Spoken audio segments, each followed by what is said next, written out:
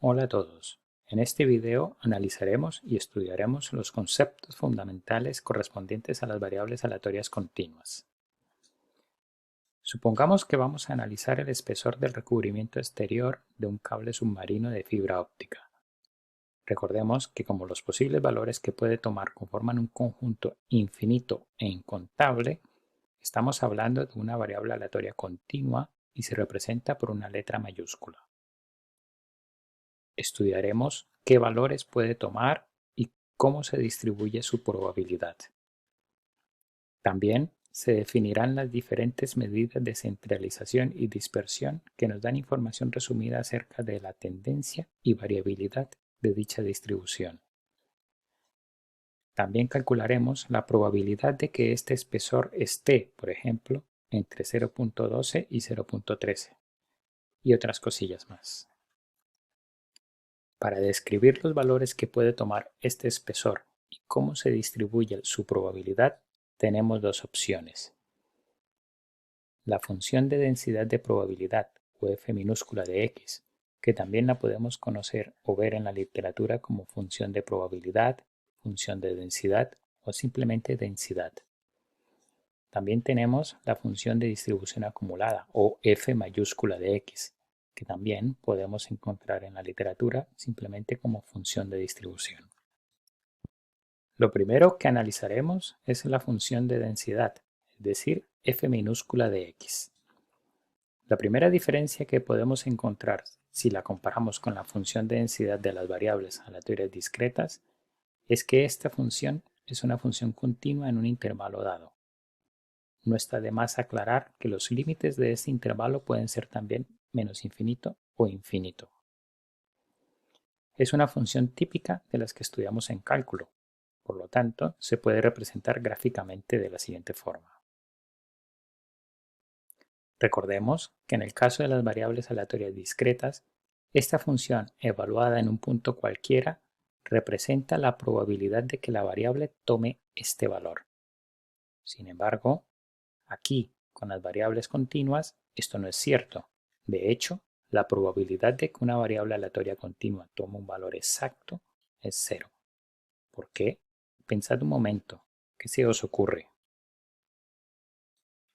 Retomemos el ejemplo de la introducción. Esta variable aleatoria puede tomar un valor entre 0.1 y 0.2. De momento supongamos x probabilidad, es decir, la función de distribución es igual para todos los posibles valores de x. Teniendo en cuenta esto, ¿cuál es la probabilidad de que este espesor sea, por ejemplo, de 0.12? Teniendo en cuenta la equiprobabilidad, podemos definir que esta probabilidad es igual al número de eventos favorables partido por el número de eventos totales. ¿Cuántos eventos favorables tenemos? Muy bien, 1. ¿Y cuántos eventos totales tenemos? Un poquito complicado, ¿no? Infinito. Entonces, teniendo en cuenta esto, la probabilidad de que la variable sea igual a 0.12 sería igual a 1 partido por infinito, o sea que sería igual a 0. Entonces, si esta función de densidad no me sirve para calcular la probabilidad de que x tome cierto valor, ¿para qué me sirve? ¿Qué relación existe entre la función y la probabilidad?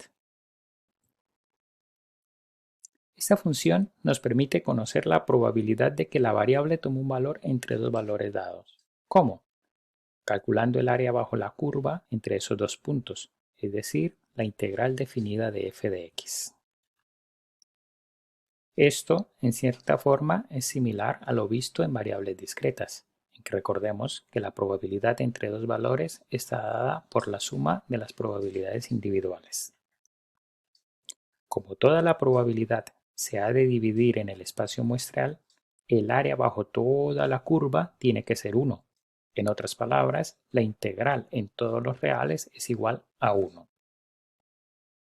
Otra propiedad de la función de densidad en el caso de variables discretas es que la función siempre toma un valor entre 0 y 1. Pero, ¿esto también se cumple en el caso de variables continuas? ¿Qué pensáis? Volvamos a utilizar el ejemplo de la introducción. En este caso, suponemos que la función de distribución está definida de esta forma. Alfa es desconocido, pero como conocemos que la integral en todos los reales ha de ser 1, o sea, la integral entre 0.1 y 0.2 de esta función ha de ser 1, podemos despejar tranquilamente el valor de alfa, que en este caso es 0.2. Ahora sí, ya tenemos la función de densidad completa. De aquí podemos observar que la función evaluada en 0.1 es 20 y es claramente mayor que 1.